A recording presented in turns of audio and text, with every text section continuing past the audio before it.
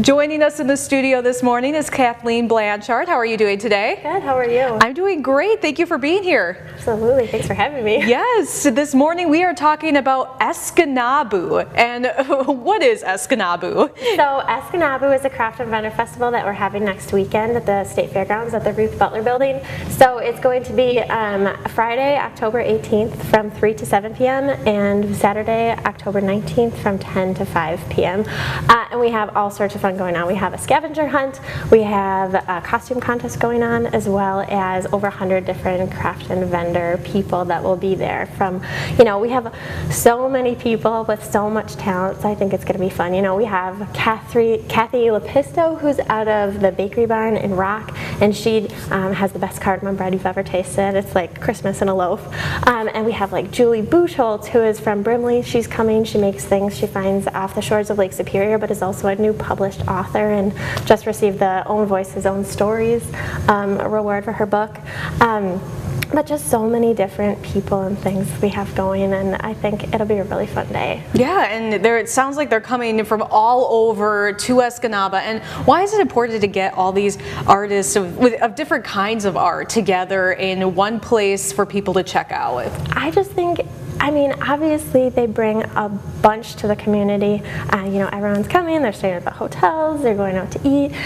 We have a lot of fun things that they're bringing, but it's also important for the vendors to get together themselves. It's funny because, I think this weekend was the first time that I had a vendor event myself at the Ruth Butler building around Halloween time, and I had no idea what I was doing.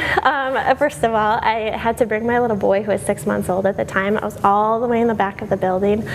And I don't think that I would be coordinating events if it weren't for the support of my craft show family over the past 3 years. So, the people who are there, they're all different ages. They're really great people who all have different ideas, and they're very supportive. So, you go to a craft show maybe to sell a couple things that you have made or that you sell for a company, and then you come off of the craft show with all sorts of community. You have friends, you have people who are making suggestions for business, and if you don't have the time or the funds to start up a brick and mortar, it's a really good opportunity for someone to get their feet out there and see, maybe this is for me, maybe I can just do craft shows, maybe I can, make a brick and mortar, and just kind of pulse for the community support that you've had. Yeah, great. And so obviously with the name EscanaBOO, it's fall Halloween themed. Is there going to be other things there that are not fall and Halloween themed, or is it strictly fall and Halloween? There are a lot of cool Halloween things, from everything from just cuddly creations that are crocheted, but there's going to be, there's going to be Christmas stuff, there's going to be all sorts for different things. There's just, it's a really big range of things that people are bringing. There are lots of Halloween things, but there are lots of everyday things that you could see yourself not only using in October, but January and the rest of the year. Yeah, of course. And so for people who want to just come and take a look at everything, is there an admission, anything like that to get in? Yeah, it is $2 to get in, but the kids who are 10 and under are free. And then we are also doing door prizes, which is exciting, and we have a costume contest as well as a scavenger hunt. We have a costume contest for the kids, and I got, we have toddler prizes, we've got school age prizes, we have an adult prize, so I tried to make it fun for all of the ages. And we also have a vendor prize, so all the vendors are going to be dressed up too. But and then another important thing to mention is that we're going to be raising money for the Catherine Bonifest Civic Center as well.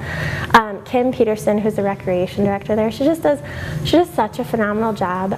The kids program there, anyone after school who's in 4th to 12th grade can come there. After school, they can play games. They've got a gym, they've got puzzles, they've got books, all sorts of enrichment activities all the time. So it's always really important to me that we give back to the community, and the Civic Center is definitely a really good place to do that because they provide so much community support. Of course, yeah. So it's definitely, from start to finish, all about community with this event.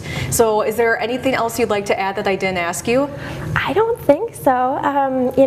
We will be having Sailor Taylor's Coffee Company there, which I think is going to be the perfect fall vibe because his coffee is great and he always offers the 10% discount to any veterans. And then we're going to have lots of fall photo ops too. So hay bales and pumpkins and all sorts of things that you can take a family picture with. Sounds like it's going to be a great event. I hope so. And lastly, lastly, before we go to commercial break, would you just mind giving one more time the what, where, when details for everybody to know? Absolutely. It's at the UP State Fairgrounds in Escanaba at the Ruth Butler Building. It's on Friday, October 18th from 3 to 7 p.m. and then on Saturday, October 19th from 10 o'clock to 5 o'clock. Excellent. Thank you so much for joining us this morning, Kathleen. Thank you so much. I appreciate it. Yes, and we will be right back with more My UP Mornings after the break.